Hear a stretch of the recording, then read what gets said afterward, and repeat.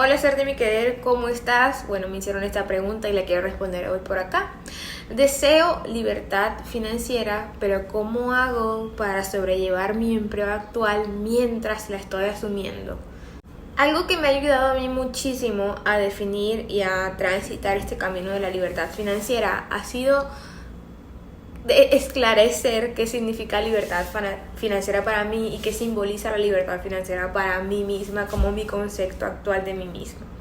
En mi propio caso, la libertad financiera simboliza ser proveedora de bienestar para mi familia. Esa es la expresión que yo utilizo.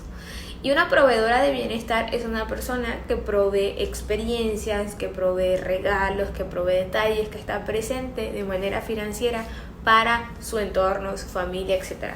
Entonces, por ejemplo, yo soy la hermana que regala cosas, soy la tía que regala cosas, pero también soy la jefa, la que contrata, la que colabora, la que tiene colaboradores dentro de su propio espacio, etc. Y todo esto lo logré antes, es decir, logré antes de poder contratar a alguien, antes de poder comprar ropa mensualmente, toda la ropa que yo quisiera. Antes de todas estas cosas, yo logré entrar en el estado de sentirme de esa forma. Entrar en el estado es dejar de desear el estado. Entonces, cuando esta persona comunica en su pregunta, deseo tener libertad financiera, lo que realmente está comunicando es yo no tengo libertad financiera y me toca aguantarme aquí, me toca aguantarme este trabajo, ¿cómo hago para? Entonces, de hecho, la sensación de cómo hacer para aguantar, cómo hacer para sobrellevar algo, todavía lo que hace evidente aún más es esta sensación de pertenecer a ese estado de conciencia donde vive en ese mundo y no en el otro.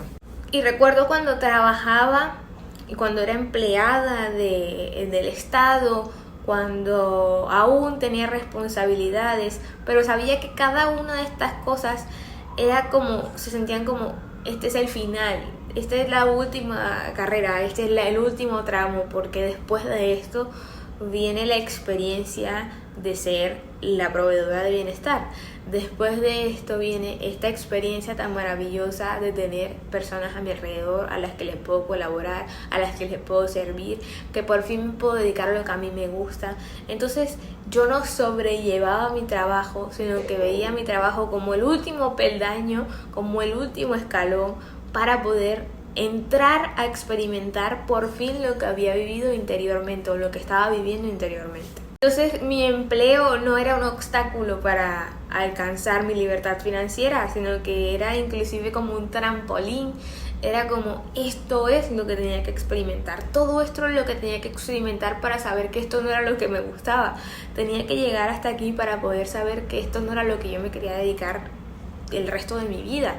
Sabía que para lo que yo había nacido era para ser una proveedora de bienestar, no para vivir de ser la empleada de alguien, por ejemplo.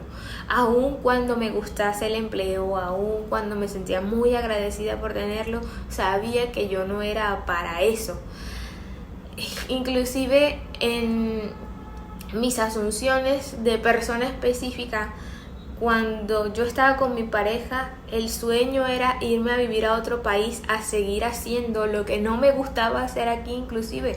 Y esto lo cuento porque a pesar de que aunque no tenga mucho que ver con la pregunta, a veces nuestros deseos ni siquiera son deseos propios, sino que pensamos que son la línea conductual normal que tenemos que seguir porque este es el papel que estamos desempeñando. Entonces, como yo estaba desempeñando el papel de la novia de alguien extranjero y donde supuestamente a mí me iba muy bien en mi trabajo y yo era muy buena en lo que hacía y me pagaban muy bien, pues se suponía que tenía que olvidarme de esta idea de ser una proveedora de bienestar porque lo que yo tenía era bueno y porque podía conformarme con eso.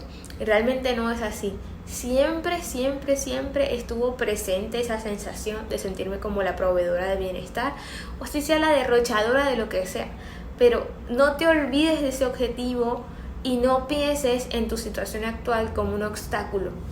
empieza a valorar esas pequeñas cosas, esos pequeños detalles, esas pequeñas últimas veces que vas a hacer esas cosas, a disfrutar de esas cosas, porque cuando aparezca la manifestación en el mundo tridimensional, quizás ya no te sentirás cómodo haciendo esas mismas cosas que estás haciendo el día de hoy, o ya no tendrá sentido repetirlas porque ahora eres una nueva persona.